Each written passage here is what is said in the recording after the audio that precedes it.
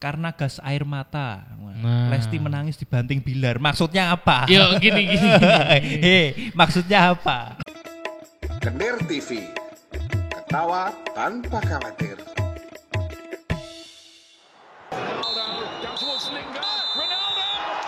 Ya, selamat datang di podcast kesayangan kita semua. Apalagi kalau bukan podcast Bal Muntah, di mana ada bola liar di situ kita menghindar. Oke, minggu-minggu ini ramai sekali ya. Kemarin Liga Champion banyak yang mengagetkan hasilnya. Liga Champion, Liga Eropa. Banyak yang mengejutkan. Anda nonton apa kemarin? Nontonnya AS Roma saya. Aduh, saya tuh lihat karena kemarin dia berhasil mengalahkan Inter Milan di Liga ya. Oh, di Liga. Dia berhasil ngalahin Inter Milan dan apa? Saya pikir tuh, wah ini pasti mainnya bagus nih. Apalagi musuhnya cuma Real Betis nih. Pasti bisa lah. Ternyata goblok. Dan kemarin ada hasil dari pertandingan ini ya. Chelsea tuh kemarin menang. Waduh, Chelsea menang 3-0 lagi. 3-0. Ini tumben ya. Tim yang biasanya cuma passing FC bisa mencetak 3 gol. Apalagi musuhnya Milan ya. Padahal tapi Milan gini. Milan ini sebenarnya diharapkan ya lebih baik dari musim lalu. Diharapkan dong. Tapi Milanisti sebetulnya tidak usah perlu berharap lagi ya karena sudah jelas. Sudah jelas. Dan ada Madrid berhasil menang dari Shakhtar. Tapi yang ngagetin Dortmund nih. Udah kehilangan Haaland tapi masih tetap gacor nih. 4-1 loh lawan Sevilla Dortmund. Keren Dortmund. Terus ada dari Leipzig menang. Juve akhirnya menang. Melawan tim apa ini? Maccabi Haifa. Tim Israel tuh kayaknya. Iya kan? Dan ada dari ini sih.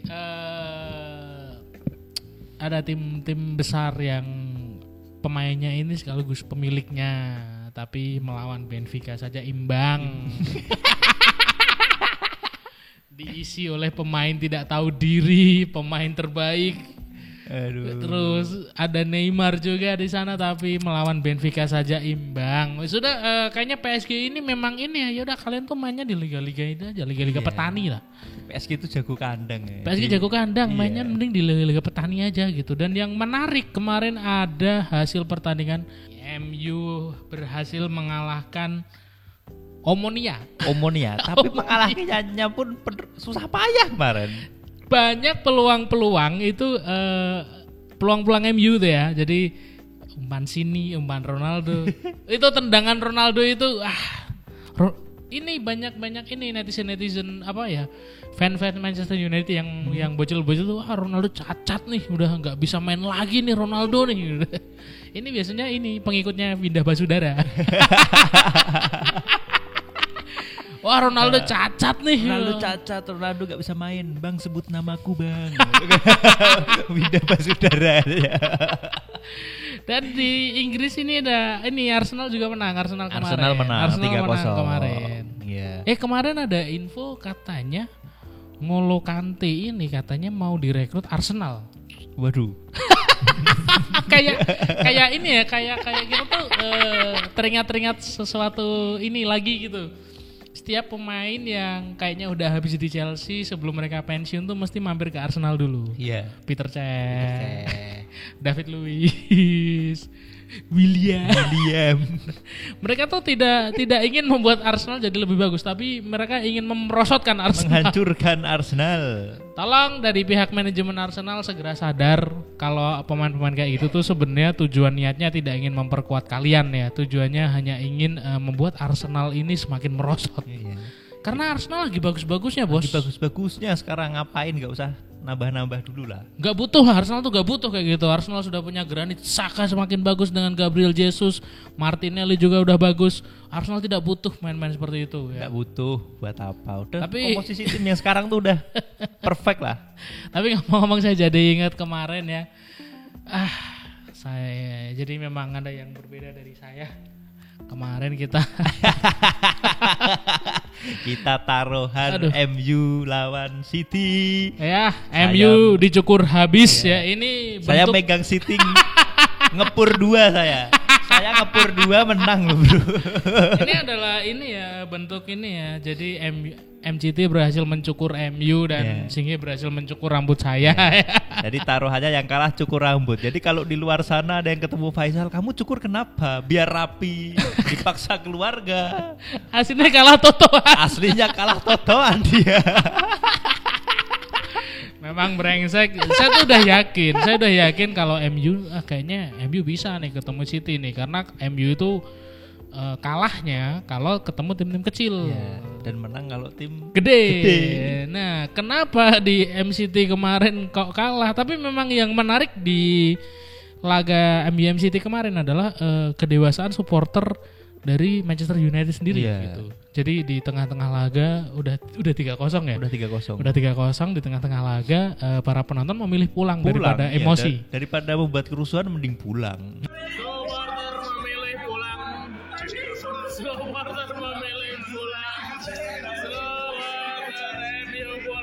Nah, daripada emosi ya, mending pulang melakukan kegiatan yang lain ya.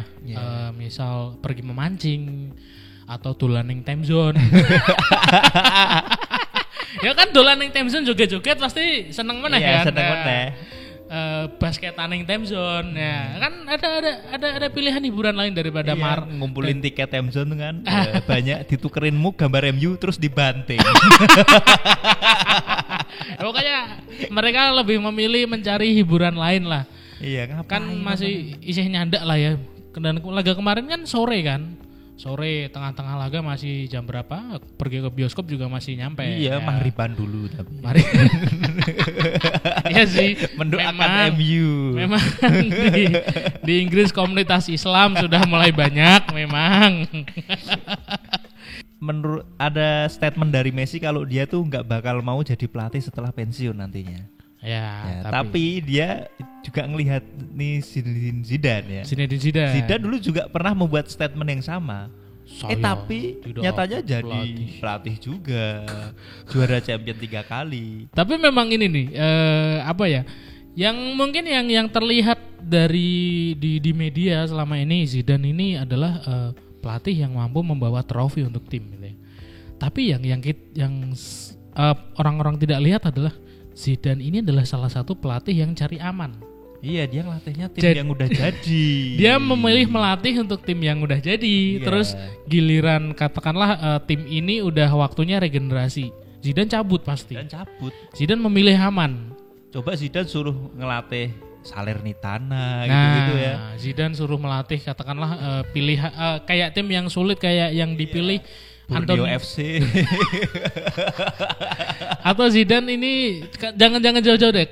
Zidane coba deh ngelatih Tottenham Hotspur, berani gak kira-kira Zidane? Enggak akan ya. Cuman Conte yang berani ngambil resiko. Zidane tuh maunya Real Madrid, PSG itu mau dia. Dia suruh ngelatih Barca ini pasti juga tidak mau. Dengan dalih saya Madridista sampai mati. Ngelatih MU kayak melatih MU tuh pekerjaan yang dengan resiko tinggi. Iya, ngelatih MU tuh ibarat kamu jadi guru BP di STM yang rusuh. Iya. Susah merubahnya. Setiap saat berantem. Iya.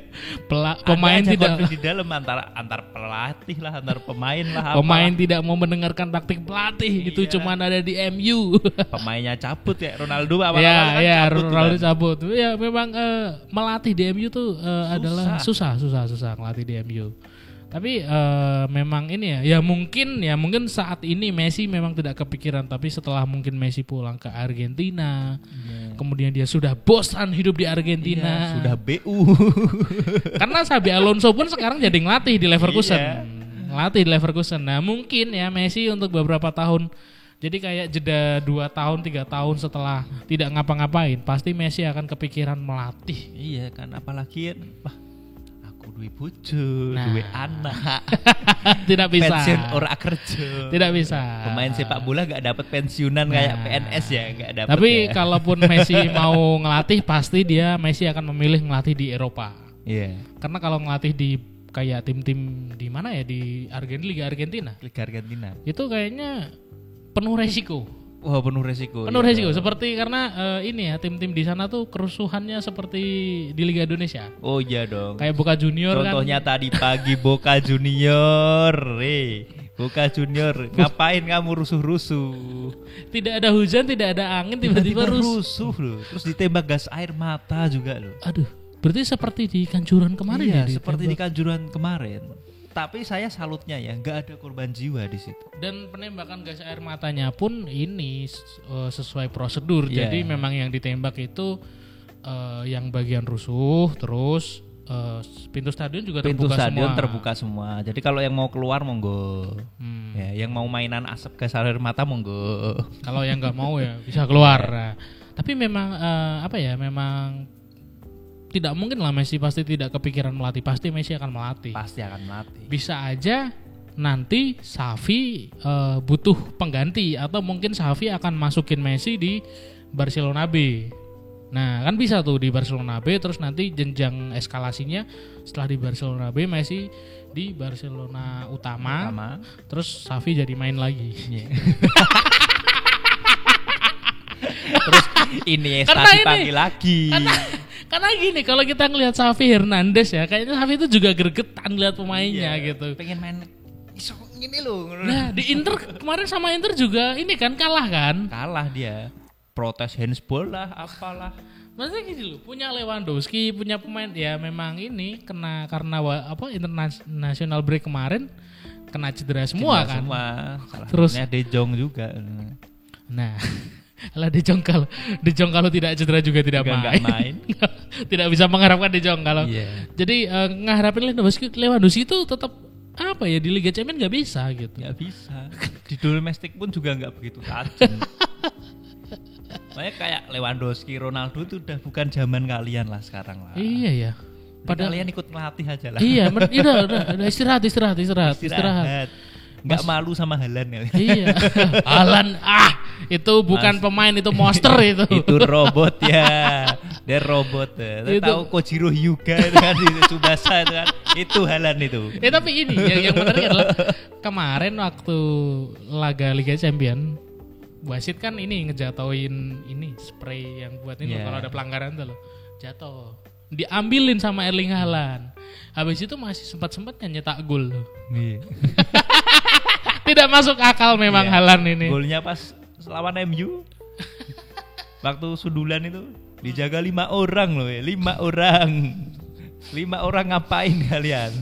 5 orang tanpa Maguire loh. Kalau ada Maguire saya maklumi ya. Tapi memang ini Ronaldo kemarin karena memilih tidak main ya karena ini ya. Mungkin juga pelatih juga mengerti posisi Ronaldo jadi kayak kalau kamu main, kamu apa tidak malu sama Haaland? Gimana ngejarnya? Pasti dibanding-banding kan, dibanding-banding ke. Tapi susah ya. Itu aja ini loh. Itu pemain bola yang kakinya utuh loh. Iya. Kemarin yang sepak bola amputasi kemarin, aduh timnas ternyata susah sekali ya di Piala Dunia ya. Ternyata orang buntungnya Eropa tuh keren sangar-sangar juga ya. Kirain orang yang utuh doang. Ternyata yang kakinya buntung di Eropa juga keren-keren. Aduh. Jadi 3 pertandingan timnas amputasinya, 3-3-nya kalah teman-teman. Dari Argentina kalah 3-0, dari Inggris kalah 3-0, dari USA kalah 5-0. Aduh, kok 3-3-nya kosong semua. Mereka ini ya pemain-pemain buntung yang terlatih berarti ya. Iya. Aduh. Dan bener dong dan kalah stamina juga Pak. Karena itu pertandingannya kan nggak ada jeda istirahat kan. Nggak ada jeda istirahat. Tanggal 1 main, tanggal 2 main, tanggal 3 main. Ya mungkin fisiknya orang Eropa tuh lebih bagus gitu ya. Iya. Mereka latihan fisiknya gimana Pak kalau ya susah sih pokoknya latihan fisik, latihan fisik. Dan kita juga menyampaikan turut berduka cita untuk semua korban yang korban di tragedi Kanjuruhan kemarin gitu ya. Karena sempat ini ya di waktu Munchen main di Liga Champions kemarin sempat ada ini spanduk ini more than 100 people killed by police. Ya, jadi di seluruh dunia itu sekarang memandangnya tuh ini penyebab utamanya tuh pihak kepolisian dan keamanan. Karena kalau dari The New York Times ini ya, Indonesian Police Force highly military poorly trained. Nah, ini dia mengatakan kepolisian Indonesia sangat termiliterisasi, kurang terlatih dalam pengendalian massa, dan dalam hampir semua kasus tidak pernah dimintai pertanggungjawaban atas kesalahan langkah. Nah, ini menurut kata para ahli begitu di US. Ya, bukan kita ya. Bukan kita. Jadi kita gak ngada-ngada. Kita tuh netral. Kita gak ngada-ngada. Kita cuman menyampaikan fakta-fakta yang beredar di ini ya, dan terungkap. Ada berita juga ini, terungkap polisi yang perintahkan tembak gas air mata di Kanjuruhan disebut sebagai disebut dia ini anak buah Verdi Sambo. Waduh. Kenapa beritanya? Kenapa nyambungin kayak gitu ya? Nggak setuju itu kalau saya. Kalau saya tidak setuju yang tadi itu nggak setuju, nggak masuk. Jadi teman-teman tolong pilih berita ya. Kalau tiba-tiba kalau jangan asal percaya dengan media gitu. Kalau tiba-tiba ya manes aja ditembak ke tribun anak buahnya Verdi Sambo, jangan gitu ya. Iya, media tuh kurang ajar. Kurang ajar. Media gitu. tuh ada yang nulis. Tapi kalau ini kemarin sempat ada viral ini ada akun dari kepolisian yang menyampaikan ini voice note-nya kesaksian dari penjual dawet. Tapi setelah dicari penjual dawetnya tidak ada. Dari di stasiun ada penjual dawet itu. Tidak ada. Jadi ini pas gas air mata lu apa rusak dan gerobak gitu, Pak. Dawet. Jadi ini setelah pasca hari kejadian gitu, tim ini kan beredar tuh yang voice note itu. Yeah. Nah, terus dari Aremania, dari media pun juga melakukan investigasi kan. Nah, berkeliling stadion ternyata memang tidak ada penjual dawet. Jadi ya kita juga tidak tahu gitu. Oh, mungkin maksudnya dia tuh kesehariannya penjual dawet, tapi kebetulan hari itu dia nonton Arema. Nah, mungkin kayak gitu. Yeah. Gitu. Jadi memang jualannya tidak setiap hari di situ. Jadi dia tuh tukang dawet tapi lagi libur. Ya, ini tukang dawet harlep ya. Harian lepas ya. Ini yang bikin berita ini. Aduh. Jadi beritanya simpang siur. Jadi ada yang bilang buzzer juga gitu. Terus ada yang bilang ini. Jadi memang harus hati-hati ya, gitu kalau berita. Soalnya banyak clickbait. Nah. Karena ada yang clickbait kemarin tuh.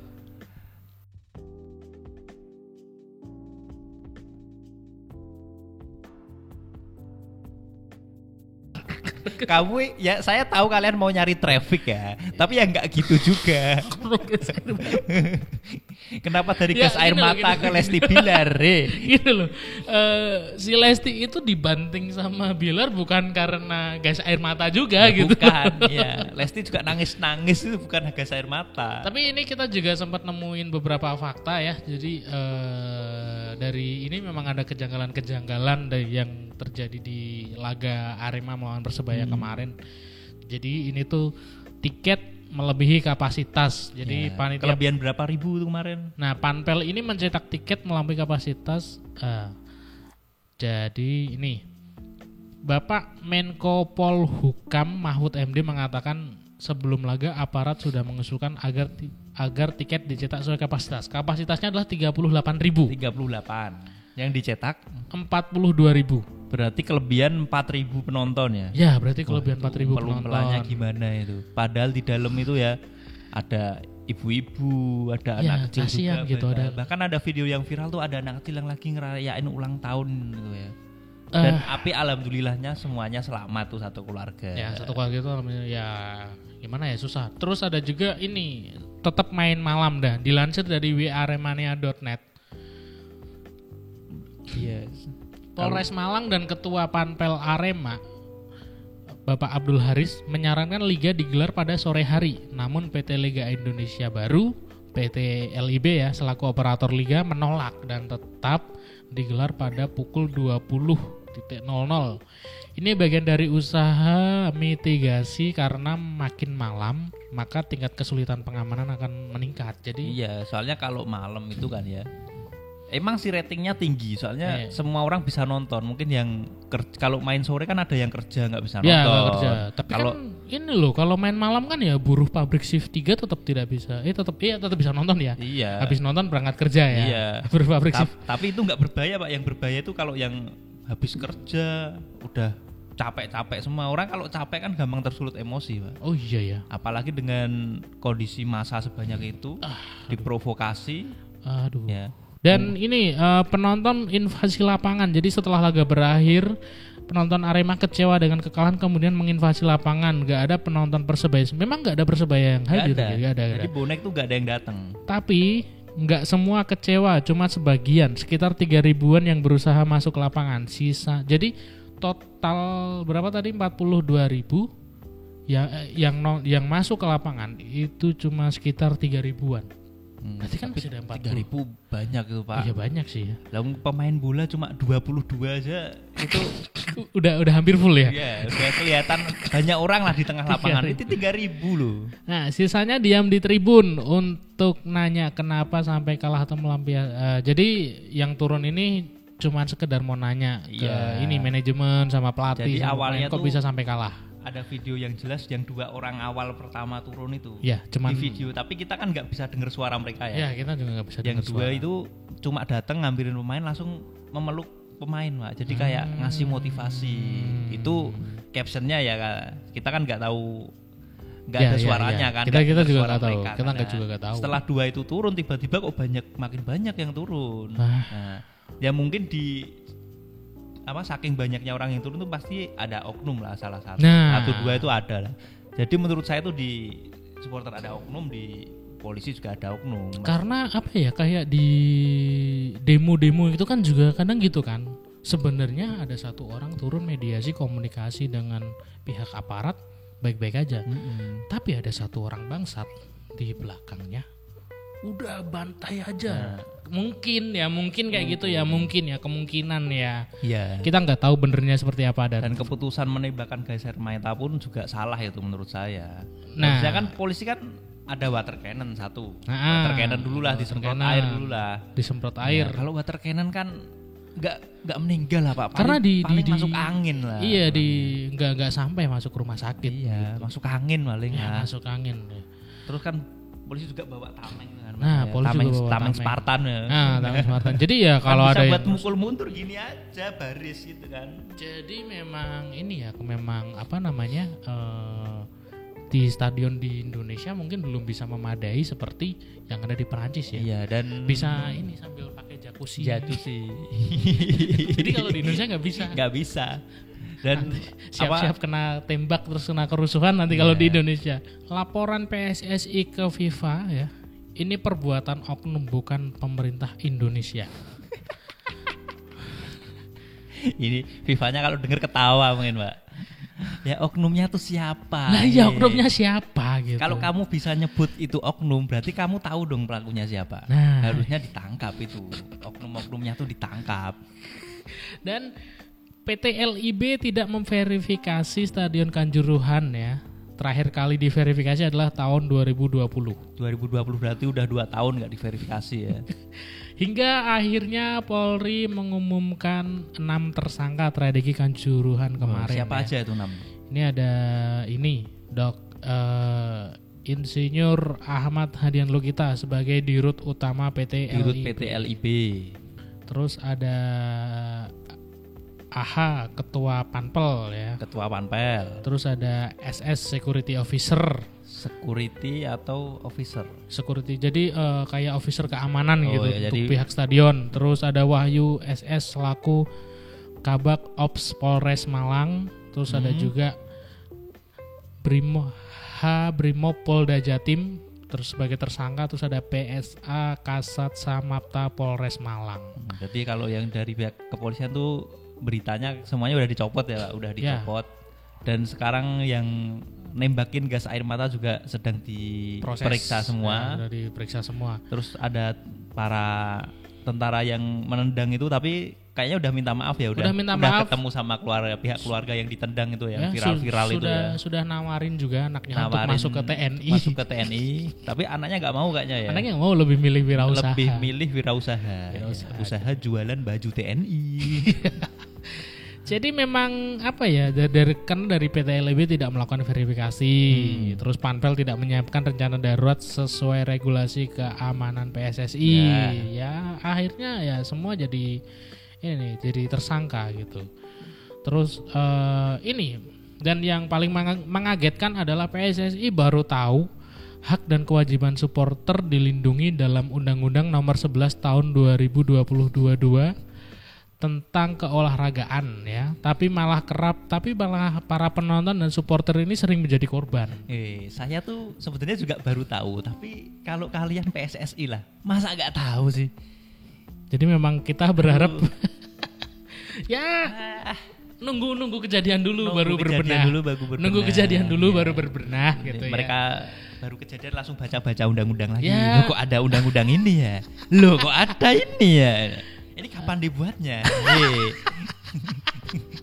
Tadi semoga dengan kejadian tragedi Kanjuruhan ini menjadikan federasi kita, terus Panpel, PT LIB, terus dan Kapolres ini jadi komunikasinya semakin bagus gitu. Semakin bagus. Karena apa ya? Kayak ada yang terkomunikasikan tapi kayak ada yang tidak terkomunikasikan gitu. Iya. Kayak jadi kayak miskom lah.